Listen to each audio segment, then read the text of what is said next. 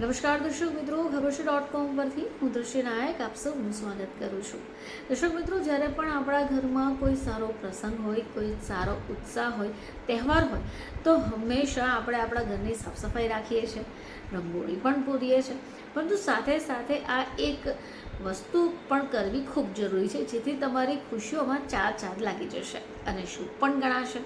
તો હિન્દુ ધર્મોમાં પૂજા પાઠની સાથે ઘણા નિયમોનું પાલન કરવું જરૂરી છે. ઘણી પરંપરા તો વર્ષોથી ચાલતી આવી છે.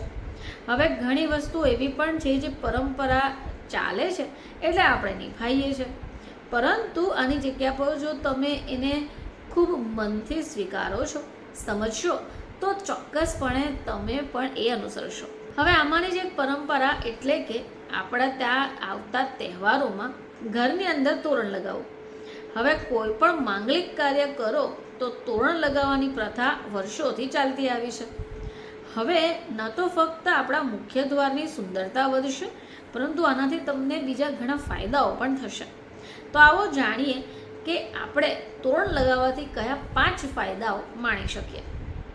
તો સૌથી પહેલાં આપણે વાત કરીશું નેગેટિવિટીની. તો તમે એક તોરણ તમારા બારણે લગાવો છો તો આનાથી ઘર તો સુંદર લાગશે જ, પરંતુ નેગેટિવ એનર્જીથી પણ તમને બચાવશે. હવે આમાં જે કેરીના પાન હોય અને જે ગલગોટાના ફૂલ હોય એનાથી બનેલું જો તોરણ તમે લગાવો છો તો એ તમારા ઘરના ખૂણે રહેલી નેગેટિવિટીને પણ ભગાવે છે અને આપણી આજુબાજુ સારી એનર્જી રહેશે તો આપણું મન પણ શાંત રહેશે.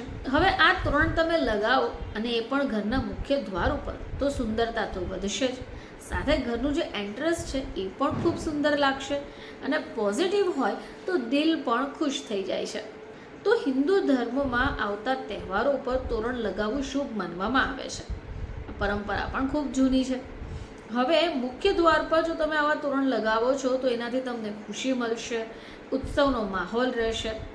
દિવાળી, કરવા ચોથ, શરદ પૂર્ણિમા, રક્ષાબંધન અને લગ્ન આ એવા તહેવારો છે જ્યારે આપણે આપણા મુખ્ય દ્વાર ઉપર તોરણ લગાવવાની પરંપરા છે. હવે તોરણની સૌથી ખાસ વાત એ છે કે જો તમે તોરણ તમારા બારણે લગાવો છો તો આનાથી વાસ્તુ દોષ દૂર થશે.